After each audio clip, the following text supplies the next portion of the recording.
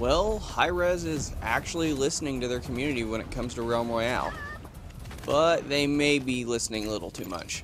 Let's talk about this.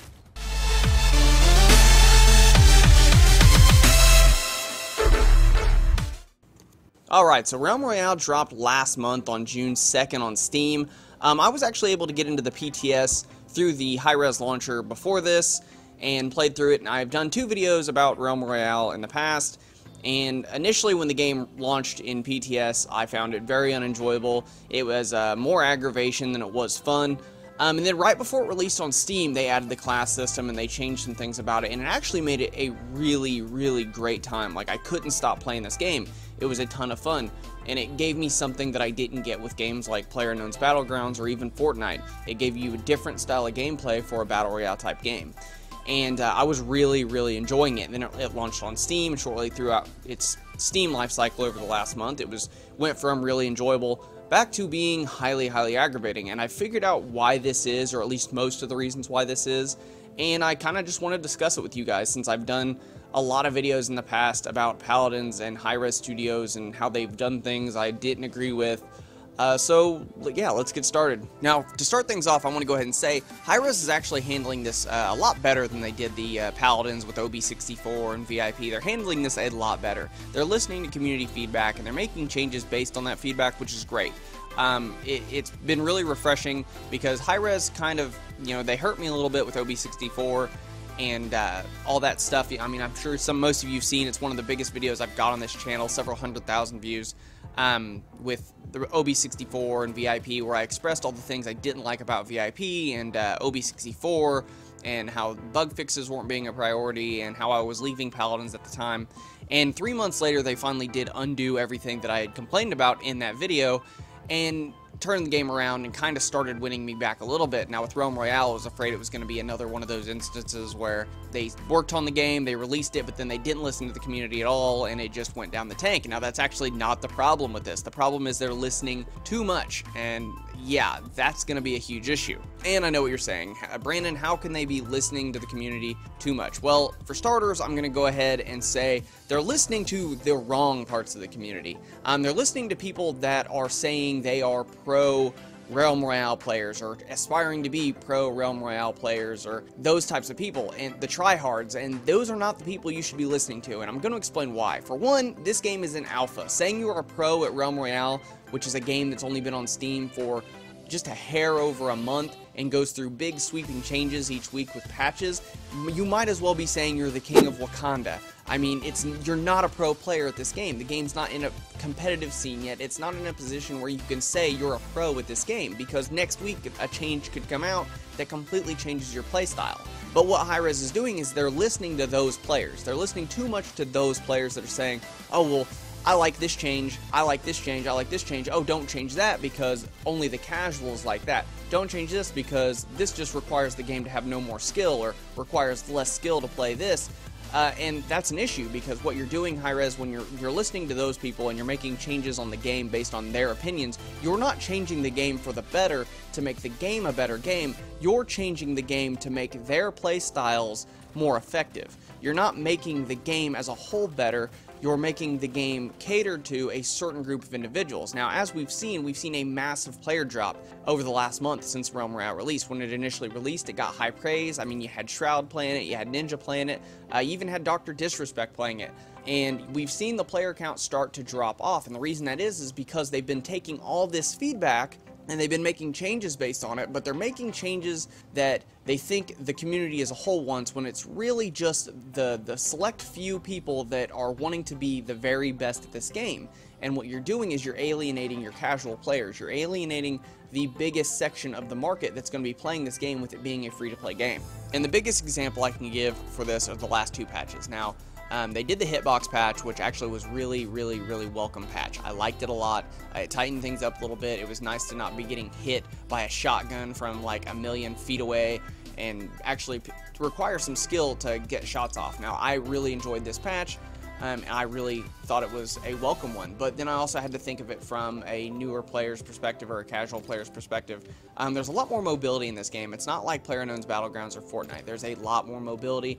The movement's a lot different, And for a newer player, these smaller hitboxes make it harder for them to get off shots and better for more highly skilled players to get shots off. So it puts the newer players and the casual players at a major disadvantage. So thinking about it from that way, maybe the hitbox patch might be a little bit too small, maybe make them a little bigger so you have your casual players are able to actually get their shots off and aren't at a major disadvantage to the higher tier players. But you know, that's minor compared to the next one. The next one is the map size. Now this map is way too small for them increasing the player count to 100. They increased the player count to 100 last week, and ever since then, the Reddit, the forums, everywhere has been blowing up with people complaining. Newer players complaining, even players that play quite a bit complaining that the vultures are getting too bad, that it's almost every game. And then you got your tryhards and your pros, or quote-unquote pros, screaming that, oh, well, it's skill, it's skill, it's skill, it's our skill, you just need to get used to it. It's not skill. It's luck. For the most part, this is all luck on behalf of whoever happens to show up last. Now, I'm going to go ahead and explain that a little bit. Now, it's hard to tell exactly how big the Realm Royale map is. So I was deciding, well, you know what, I'll try to figure out roughly how big it is based on the size of the buildings. Now, if you pay attention, the basic houses in Realm Royale are around the same size as the basic houses in Fortnite. So putting both maps side by side and looking at it from a top-down perspective, you can see where the basic houses are in Fortnite and where the basic houses are in Realm Royale. Now, if you can match those up in size, it'll give you a basic idea as to how big the map actually is compared to the Fortnite map. Now, actually doing this, it turns out the squares are the same size, roughly. 8 squares, or 8 by 8 for the Realm Royale map, it's 10 by 10 for the Fortnite map, but the squares are the same size. So if you actually shrink the squares down to where they're equal size, you'll see how much smaller this map is. Now, Hi-Rez is actually able to do this very effectively because if you pay attention to the map in Realm Royale, there's a lot more hills.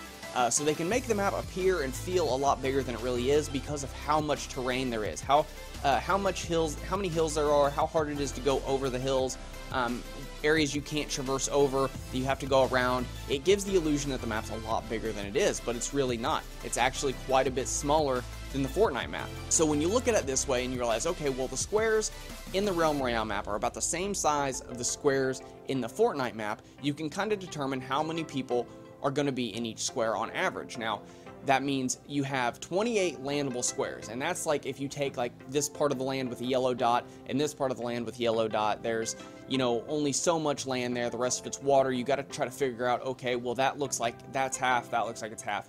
On average, there's 28 landable squares in Realm Royale, whereas there's 62 landable squares in Fortnite. So you have the Fortnite map that has 62 landable squares, and then you have the Realm Royale map, which only has 28 landable areas.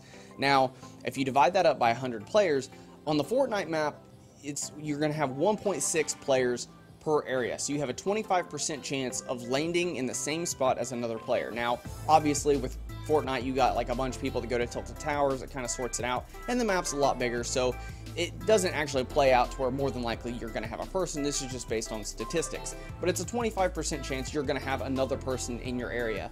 Now, you go over to the Realm Royale map where there's only 28 landable areas, that's a 3.57 people per area. So you have a 143% chance of landing with at least one other person. So you're more than likely going to have 2 people additionally other than you, sometimes 3 to 4. And what's happening is everybody's landing on the map, and because they increase the TTK so much in early game, people are getting in gunfights, and the gunfights are lasting longer, and it's attracting those other people that have landed in the area. So 2 people get in a gunfight. Somebody wins, they've taken some damage, and before they get a chance to heal, somebody that overheard the commotion is coming through and saying, oh, okay, and they're picking that person off, and then they're getting all the spoils from both kills. Now, all the pros and tryhards will scream, well, that's skill, that's strategy. It's not, it's luck. There's too many variables to say that this is skill. And you'll get some of the tryhards that are just getting used to this, and they're trying to basically defend the point that, oh, it's skill, it's not luck. There's too many variables that you cannot predict to say that this is all skill. I mean, I'm sure having skill does play a part into it in the end, but there's a lot of luck going into this. You don't know where the next person's going to land beside you. You don't know what kind of loot they're going to find. You don't know what kind of loot you're going to find. You don't know if they're going to be the ones that gets in the gunfight and you're going to be able to pick them off. You don't know if they're going to find you and try to chase you down. There's too many variables you don't know to say this is all skill. You just don't. You can't scream skill when there's so many different variables of luck that play a factor in this drop. which this all goes hand in hand with another patch they released recently, which was increasing the beginning TTK. It was making it to where it takes longer to win fights, and this is a big one because like I said, what's happening is you're landing, you're getting in a fight, and then somebody's coming around and picking you off, and people are getting aggravated with this because, I mean, you got to look at it this way. If player 1 and player 2 get in a fight, player 3 comes around, finishes off the winner of that, but then they take damage. Then player 4 runs over and they take out player 3, and they get all of that loot. They get all those shards that can go craft an epic weapon or a legendary weapon. That's not skill. That doesn't make player 4 the more skilled player. It just makes them the luckier player. And if you need to decide what kind of game you're creating, you're either creating a competitive game or you're creating a fun game. But in my opinion, these games need to be fun first, competitive second. Because let's be honest here, Fortnite's not successful and not the most successful game because it's a competitive game. It's the most successful game because it's fun. Anybody can jump in, download it, play it, and have a good time. Yes, there are players that are really good at the game that draw in new players and draw in players to watch them play the game and to play the game themselves. But those players don't have to worry about jumping into a game and being completely outmatched 99% of the time.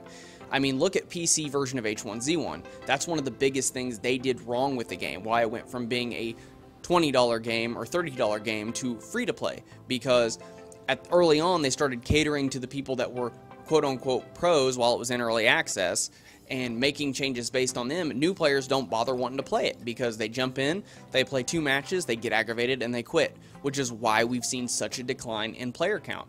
These patches are all catering to the players that are already good at the game, that the casual players don't want to even bother. And I had people arguing this point with me the other day, and I'm going to go ahead and throw this out there. People screaming, casual players do not keep games like this alive. It's your whales and your hardcore players that do. That's false. As much as you might want to believe that because you like a game so much, you're going to put so much money into it, you're going to keep that game alive, that's not the case. Clash of Clans, one of the biggest free-to-play games ever in 2015, had over 100 million players that on average spent $112 over the course of a year. That doesn't scream whales, that screams a crap ton of people spending a little bit here and there when they wanted, because those players are the ones that keep it alive. Having a ton of players spend $5 here and there is a lot better than having a few players that spend like several $100s. You can't have whales save a game. If whales saved games like Lawbreakers, Radical Heights, even H1Z1 now wouldn't be in a decline. I mean, whales do not save games. I mean, I guess they could, but statistically they don't. And the hackers, man, this is getting to be really bad. I mean, every day I'm seeing like tons of posts on the Reddit with video proof of somebody hacking, somebody reporting a hacker, and then getting on the Realm tracker and finding out that player that was reported is still playing the game and winning. So the hackers are really, really bad. There's a lot of speed hacks, ESP, aimbots. I think the speed hacks right now are probably the worst ones. Nobody gets banned. I've seen so many people get reported for hacking. I've seen video footage from people's Twitch streams and stuff of people hacking and being reported that are still playing the game. So Hi-Rez doesn't seem to be actually looking into taking care of some of their cheaters, which is one of the biggest things. It's one reason I think I will wait. If I go to play this game again, I will probably wait for a console release for the same reason I play Fortnite on console now, because I got tired of playing on PC because the hackers were getting so bad. But at least Epic took care of most of them. But still, it's just, for me, games like this, I would rather play on console because I'd rather know that there's not going to be a hacker in my game than play on PC and wonder, am I going to lose because there's somebody using an aimbot? So right now, that's the biggest thing going on with Realm Royale right now. Hi-Rez is doing their job and they're listening to the community, but they're listening to it from a competitive aspect. And you need to make these games fun first, competitive second. This is a battle royale game. There's way too much luck that goes into it. There's way too much RNG elements to the game. You can't base everything based on what these people that want to be pros are saying, because what you're doing is you're listening to those players and you're gearing the game to benefit them, to make them happy. Now, I'm not saying don't listen to any of their suggestions, because a lot of them have some really good suggestions for the game that benefit the game as a whole. But you also need to look at it when you're taking in these suggestions and you're making changes based on these suggestions. You need to make sure that, wait a minute, is this change going to affect the casual player negatively? Is this going to make them not want to play as much because they're getting overdone so much more by the tryhards? You want to make sure to find balance. You want to keep your tryhard players, your hardcore players happy, but you also want to make sure the casual person will download your game, play a few matches, and enjoy themselves. If they're not enjoying themselves, they're not going to spend money on your game, they're not going to stay in your game. They're going to leave, and your player counts are going to drop. Now, I know I'm going to get some of the tryhards from the forums and the Reddits screaming that I'm wrong, because they've already been doing it through the Reddit and the forums lately. But guess what? I've had the same type of people tell me I was wrong about Paladins. Guess what? I wasn't wrong when I made the video about Paladins, and I don't think I'm wrong now. I wasn't wrong when I made the video about Lawbreakers, which was one of my first videos, and I talked about what was wrong with that game. I didn't end up being wrong about that. Radical Heights, not wrong about that. Darwin Project, wasn't wrong about that. I mean, look at all the different games I've covered, and I've said that things that studios need to change and do to make their game succeed. Either they did it and the game succeeded, or they didn't do it and the game failed. I mean, I've been right, what is it, 10 out of 10 now, so I don't think I'm wrong here. Now, that's all the time I got for this one. I hope you guys enjoyed this video. Leave a comment down below if you liked it, or if you didn't like it and you want to argue, I guess leave a comment too. But if you like this video and you want to see more, please click that red subscribe button. If you want to know anytime I upload videos, please click that bell icon. YouTube is not giving notifications out. But I will see you guys next time.